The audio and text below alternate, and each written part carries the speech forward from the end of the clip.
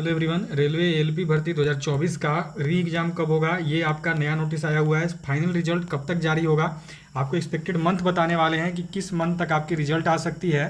Final cut off कितना बढ़ेगा, क्या कट ऑफ से जिनका 10 से 15 नंबर ज़्यादा है उनका सिलेक्शन होगा कि नहीं होगा, और UR OBC SC ST EWS final कितना बढ़ सकता है, पूरा आपको अपडेट देंगे। तो उसको देखने से पहले जल्दी से एक बार वीडियो को सभी शेयर करेंगे, सभी लोग लाइक करेंगे, और जो भी चैनल पर पहला बार जुड़े हैं सभी लोग सब्सक्राइब करिए। सब्सक्राइब करके सब लोग बेल आइकन को ऑल पर जरूर सेट कर लेंगे। तो देखिए, अभी जो है कल आपने देखा होगा कि कल जो है सीबीटी 2 के लिए केस करा था सभी ने, ठीक है। सीबीटी 2 के लिए सभी ने केस करा है। सीबीटी 2 और सीबीएटी के कुछ रिजल्ट अपडेट को लेकर वो आपको नोटिस दिखाते हैं।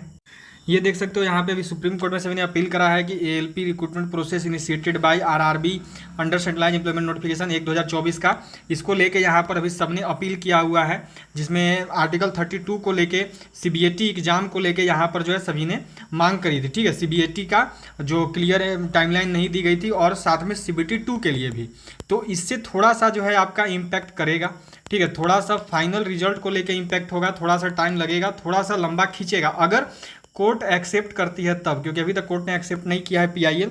तो अगर एक्सेप्ट करेगी तब होगा, अगर एक्सेप्ट नहीं करेगी तब फाइनल रिजल्ट में देरी नहीं होगी, ठीक है। अब देखिए, जो एग्जाम का डेट है कि एक्सपेक्टेड मंथ क्या हो सकता है सीबीएटी एग्जाम का, ठीक है। तो सीबीएटी एग्जाम का जो एक्सपेक्टेड मंथ है, तो ये आपने रेलवे का नोटिस दिखा है, जिसमें रेलवे ने बताया था कि कंप्यूटर आधारित अधिक्षमता परीक्षा सूचना 15/7/25 को आयोजित परीक्षा के दौरान तकनीकी समस्याओं से प्रभावित अभ्यर्थियों के लिए सीबीएटी संचालन के संबंध में। तो सभी को यहाँ पर रेलवे ने ईमेल भेजना शुरू कर दिया है, किसका किसका री एग्जाम होगा, किसका किसका नहीं होगा, ये यहाँ पर रेलवे बताना शुरू कर दी थी। और पुनर्निर्धारित तिथि के समय और यथा समय सूचित किया जाएगा, ठीक है। ये अभी तक रेलवे ने फाइनल नहीं करा है कि कब तक ये लोग जो है एग्जाम लेंगे, इसको लेकर अभी डिसीजन नहीं लिया है। तो जो एक्सपेक्टेड मंथ यहाँ पर, जो एक्सपेक्टेड टाइम आप मान सकते हो, वो ये कह सकते हो कि 15 अगस्त तक ये जरूर आयोजित करवा लेंगे एग्जाम को, क्योंकि अभी कल आपने नोटिस देखा था जिसमें आपका नोटिस आया था एनटीपीसी अंडर ग्रेजुएट का, उसमें वो लोग एग्जाम तो 7 से लेकर 9 सितंबर तक करवा रहे हैं, लेकिन केवल 19 दिन करवा रहे हैं, मतलब कि बीच में गैपिंग रखा है। तो इसी गैपिंग के बीच में आपका कहीं पर जो है सीबीएटी का री एग्जाम ये जरूर ले लेंगे, ठीक है। पिछला बार जब कैंसिल करा था, देखो 2018 वाला भर्ती का उड़ीसा और असम वाला, तो उसमें ये लोग 15 दिन के अंदर री एग्जाम ले लिए थे। पर इस बार थोड़ा सा डिले हुआ है चेकिंग करने में, क्योंकि पहले फाइनल था कि एक ही स्टेट में दिक्कत था, लेकिन यहाँ पर अभी अलग अलग बच्चों का दिक्कत था। तो इस बार भी आप ये मान लो कि नोटिस ये जो है, ये नोटिस आपका देखो ये लोग दिए थे 26/7 को, ठीक है। तो इससे कैसे भी 20 दिन के अंदर तो एग्जाम ले ही लेंगे, मतलब कि 15 अगस्त से पहले आपका री एग्जाम फाइनल है, 15 अगस्त से पहले आपका री एग्जाम हो जाएगा, ठीक है। अब बात करते हैं कि कट ऑफ कितना जा सकता है, ठीक है। अब देखो, कट ऑफ की जो बात की जाए तो कट ऑफ एक बात तो फाइनल है कि अभी थोड़ा सा और क्लियरिटी मिलेगा री एग्जाम होने के बाद, ठीक है। री एग्जाम होने के बाद थोड़ा सा और क्लियरिटी मिल जाएगा, लेकिन फिर भी आपको एक्सपेक्टेड कट ऑफ बताते हैं कि एक्सपेक्टेड कट ऑफ कितना जाएगा, एक्सपेक्टेड जो है कै नंबर तक सभी का मार्क्स यहाँ पर बढ़ सकता है। तो ये आप लोग यहाँ पे देख सकते हैं जो सीबीटी का कट ऑफ गया था, ठीक है। सीबीएटी के लिए जो सीबीटी 2 का कट ऑफ गया था वो आपको दिखाते हैं। तो सीबीटी 2 का जो कट ऑफ है ये देखो कितना गया था। तो यूआर वालों का जो कट ऑफ की बात करें, सबसे अधिक गया था आपका मुजफ्फरपुर में, ठीक है, जिसमें यूआर का 73 था, फिर कोलकाता का था 70 नंबर, बेंगलोर का था 69, अहमदाबाद का 68, प्रयागराज का 68.70, अजमेर का 66, पटना का 64, और ऐसे ही आप यहाँ पर देख सकते हो ओबीसी में 67, तो कहीं पर 30 गया है कोलकाता में सबसे कम, फिर 57, फिर 56, फिर 64, फिर 57, तो ये रहने वाला है, ठीक है।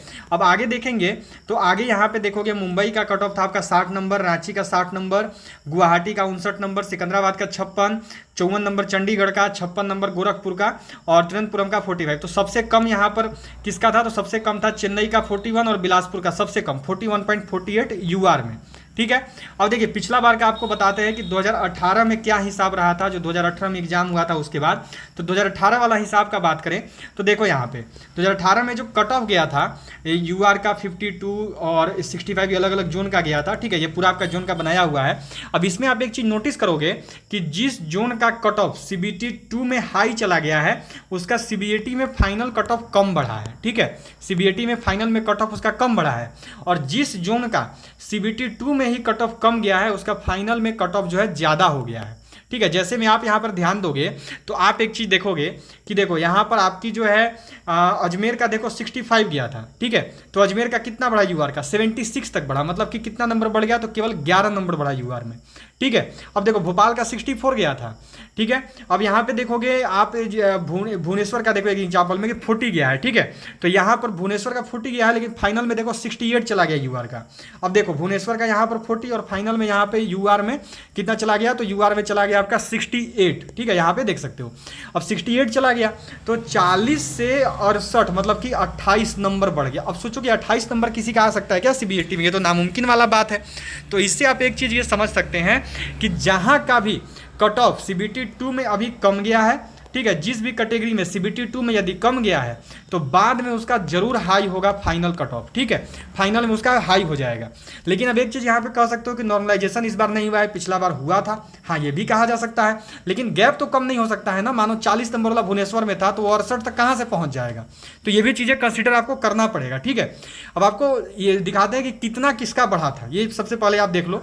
तो सबसे पहले यहाँ पे देखोगे आप, तो देखो सबसे पहले आपको सबसे ज़्यादा कट ऑफ कहाँ बढ़ा था वो दिखाते हैं। तो पटना में देखो 33 नंबर यूआर में बढ़ा था, भुवनेश्वर में 28 नंबर, सिलीगुड़ी में 26 नंबर, मुजफ्फरपुर में 25 नंबर, ओबीसी में 38 नंबर बढ़ा था। सोचो क्योंकि यहाँ पर कम गया था, जहाँ जहाँ कट ऑफ सीबीटी 2 में कम गया वहाँ वहाँ फाइनल में बढ़ गया, ठीक है। मालदा में देखो 36 चला गया था, पटना में 38, अहमदाबाद में 25 नंबर तक बढ़ गया था। इसके बाद एससी की बात करें तो एससी का देखो 30 नंबर बढ़ गया था, भुवनेश्वर में 28 नंबर बढ़ गया था, बेंगलोर में 28 नंबर और अहमदाबाद में 25 नंबर। एसटी में 30 नंबर बढ़ा भुवनेश्वर में, बिलासपुर में 30 नंबर बढ़ा, बेंगलोर में 30 नंबर बढ़ा और अजमेर में 26 नंबर तक बढ़ा, ठीक है।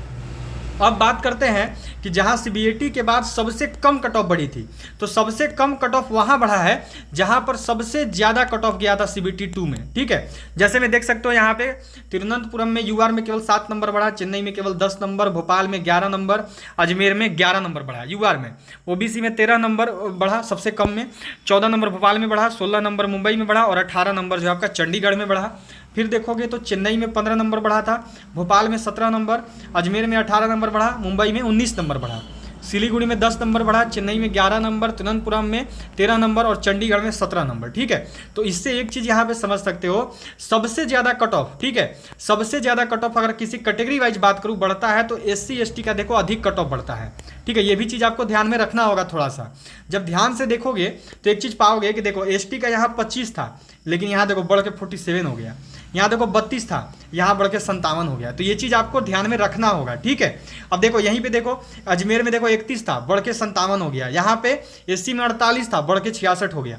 तो इनका बढ़ता है, ठीक है। एससी एसटी का कट ऑफ सबसे अधिक बढ़ता है और यूआर और ओबीसी में ज़्यादा बदलाव देखने को नहीं मिलता है, ठीक है। तो इसी के अकॉर्डिंग आप लोग समझ सकते हैं। अच्छा अब एक और बात है कि इस बार नॉर्मलाइजेशन नहीं हुआ है तो ये वाला फैक्टर भी काम करेगा, ठीक है। अब अगर डायरेक्ट पूछोगे कि यूआर में कितना बढ़ सकता है, तो यूआर में 10 से लेके 15 नंबर के बीच में अगर आपका कट ऑफ से ज़्यादा है तो सिलेक्शन हो जाएगा। ओबीसी में भी यही मान लो मैक्सिमम जोन में इतना ही रहेगा, 10 से 15 बढ़ेगा। लेकिन एससी एसटी का अधिक बढ़ सकता है, ठीक है, क्योंकि वो हर एक जोन में एससी एसटी के साथ देखा गया है। एससी एसटी का कट ऑफ हमेशा सीबीटी 2 का कम होता है पर फाइनल में बढ़ जाता है, ठीक है। तो उनका ज़्यादा होगा। अब बाकी आप देख लेना आपका कितना है। तो यही अपडेट था। सभी लोग जल्दी से वीडियो को शेयर कर देंगे अपने सभी दोस्तों तक, सभी लोग लाइक करेंगे और जो भी चैनल पर पहला बार जुड़े हैं सभी लोग सब्सक्राइब करके बेल आइकन को ऑल पर जल्दी से सेट कर लेंगे।